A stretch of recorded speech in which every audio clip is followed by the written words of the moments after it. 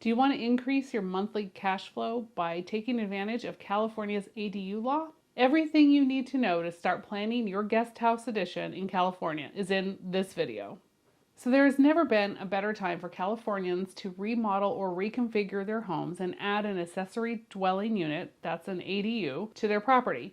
In January of 2020, Assembly Bill 881 went into effect to ease the building requirements of adding an ADU, which is a small guest house, or like a casita, they're sometimes called, a junior ADU, which is a JADU, to existing or new construction properties throughout the state of California in an effort to increase the availability of affordable housing. Keep watching as I go through the benefits of adding an ADU, exactly how Assembly Bill 881 has made it easier, what type of properties are eligible, and how adding an ADU to your existing property can not only increase the value of your property, but also your monthly cash flow. Now, before I get into it, don't forget to give this video a thumbs up and subscribe to my channel. And here we go.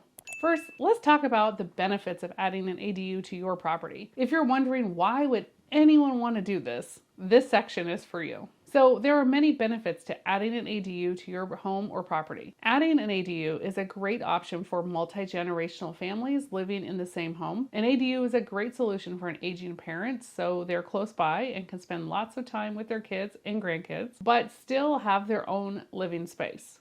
Especially in California, where home prices are really high, adding an ADU can help many grown children with families of their own be able to afford to live in the area where they grew up. And the benefit isn't just for the adult kids either. As parents age, taking care of a home that they raise their kids in can be a challenge. It might be just too much home. They just don't need or want that much house anymore, but often are reluctant to move to a new neighborhood. This arrangement can be a win-win for the whole family. Adding an ADU can benefit younger adult children as well. It can give some independence if they're not quite ready to find a place of their own. It could be a place that they live while attending college close to home, or a place they return to after college as they start their career. So maybe multi-generational living isn't your cup of tea, but how does an extra $1,500 to $2,000 a month sound? Monthly cash flow is another great benefit that you can get by adding an ADU to your property. What would an extra $2,000 a month do for you? Could you retire sooner? How many years sooner? Would it mean that you could afford to keep living in the same house even after you retire? Could you pay off your house before you retire with this extra income? Even if you don't technically need the extra money, you can think about some extra fun ways you could spend it if you had it, right? Maybe an extra vacation every year, or a really fancy vacation every year. I'd love to hear your thoughts on this, so tell me in the comments below, if you were to build an ADU, how would the extra income help you? So exactly how does the new California ADU law help homeowners who want to build an ADU? Let me break down the key factors for you. ADU applications must be approved within 60 days of filing, so there's no more waiting for your plans to be approved for 3, 4, 5, 6 months or more. For ADUs permitted by 2025, your California city or county cannot require you to live at the property, which was a requirement of many cities prior to this new law. What that means is that if you already own a rental property, you can add an ADU. Previously, many local building codes would only approve ADUs on the property that was your primary residence. So if you already have a rental property, now you can have two. There will be no impact fees for ADUs under 750 square feet. Just another way to save you some money. If you're building a new home, you can also add an ADU at the same time. So you don't have to wait for the home to be built to start construction all over again. If you have a single family home in an HOA, the HOA must allow you to build an ADU. You will likely need to have the HOA approve an architectural design. Single-family homeowners can also develop a JADU under 500 square feet. A JADU is a junior accessory dwelling unit. It is a unit that is built within the home's existing footprint. For example, in an existing garage. Since most two-car garages are about 400 square feet, or if you have a 4 or 5 bedroom home, you might be able to convert 1 or 2 of the bedrooms into a separate JADU. I'll get more into that later in this video. In a single family property, you can create both an ADU and a JADU on the same property, essentially taking a single family home and making it into a 3-unit property. Here are a few more things to be aware of. There are no minimum lot size requirements. This means this option isn't just for homes with large lot sizes. There is no requirement to replace parking or to add a new garage when converting an existing garage to an ADU.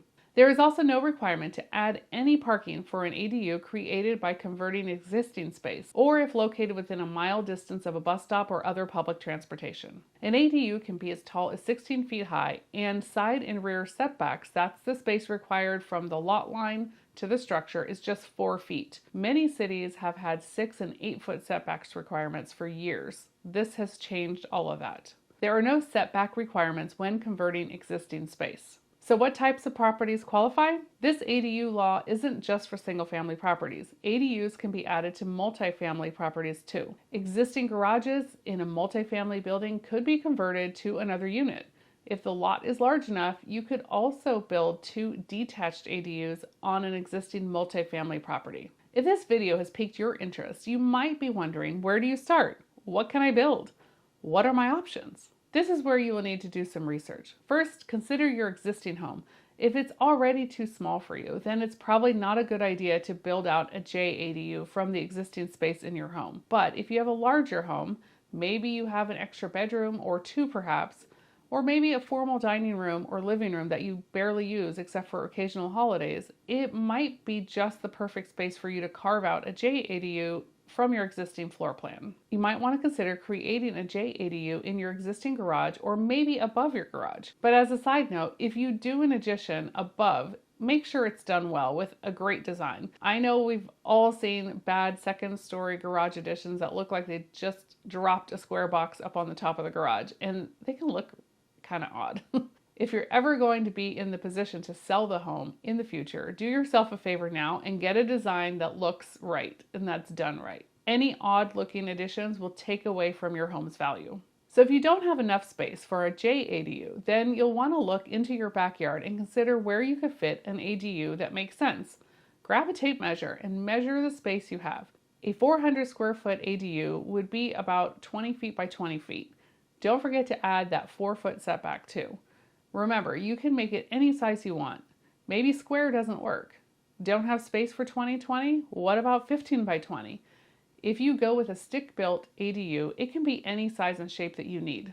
If you're going with a stick-built home, start looking for recommendations for contractors in your area. Some construction companies offer a one-stop shop service. They have their full-time employees often do multiple jobs around town at the same time. Some even have their own in-house design team to create the drawings. This will likely be your most expensive option, but also one of the easier choices. If you're looking to save money, you can act as your own general contractor for the project, which means you'll have to oversee the entire process and hire the subs who specialize in each area of construction. If you haven't done any projects like this before, you really need to think a while on this before you decide to take on this task. If you're not home a lot, it's probably not a good idea because you'll be getting calls with questions a lot, and you'll also have to be the one coordinating all the contractors on the job. Another option is to consider a prefab ADU. There are some really creative ADUs being introduced into the ADU space all over the country right now, and they're worth looking into. I've seen anything from concrete 3D printed homes to homes built completely at the factory, including the cabinets, counters, showers, all the fixtures, everything that fold up. Yep, you heard that right. They fold up and get delivered to your home on a flatbed truck, and it only takes a couple of hours to set up. If you want to know more about the prefab options, be sure to subscribe to my channel and hit the notification bell because I'm working on a new video that will feature these exact home options that you won't want to miss. So if you're still watching right now, you might be wondering, what is this going to cost and how would I pay for it? Well, construction costs are going to vary greatly depending on the choices that you make along the way. By far, the least expensive option is going to be building a JADU from existing square footage of your home. If you need a detached ADU, then a smaller size prefab would be your next most cost-effective option. Since prefab is pre-designed and often designed and built in mass, you will save on the design cost, which can add up. The most costly option would be a traditional stick-built ADU. But even with a stick-built, the cost will vary significantly depending on what finishes you choose. If you choose a 50-year roof and solid wood floors with expensive cabinets and custom windows and doors and, stone countertops, then it's going to be significantly more than if you went with, commercial grade tile and commercial grade carpet and vinyl floors and stock windows and doors, basic off-the-shelf cabinetry, fiberglass shower enclosure, and laminate countertops. So what you choose for your finishes will make a big difference in your bottom line. So how are you going to pay for it? Well, if you need a loan, a cash out refinance, or a home equity line of credit is a good place to start. Some things to consider when getting the loan. If you do a cash out refi, look at the total of how much your new loan payment will be. Refinancing doesn't always mean that the payment will go up. It could actually go down if your interest rate is lower and you're extending the loan for over a longer number of years. You might want to discuss this with your financial advisor, especially if you're planning to retire soon. There are so many different financing possibilities that it's hard to cover them all in this video. Extending your loan longer might not be a bad thing if the rent from the new ADU covers it completely. On the other hand, if your new loan is significantly higher per month and the rent isn't going to cover that extra expense until it's paid off, you need to consider that as well. If you're thinking about buying a home and want to add an ADU in the future, subscribe to my channel and hit that notification bell. In a future video, I'm going to go over what to look for when buying an existing home to make adding a JADU easier and more cost effective. I'm Maria Dior, a Bay Area real estate agent with eXp Realty. If you're looking to buy or sell your home in the Bay Area, give me a call. If you need a great agent in your local area, let me know that too. I'm happy to connect you with a great agent in my personal referral network. And I'll see you in the next video.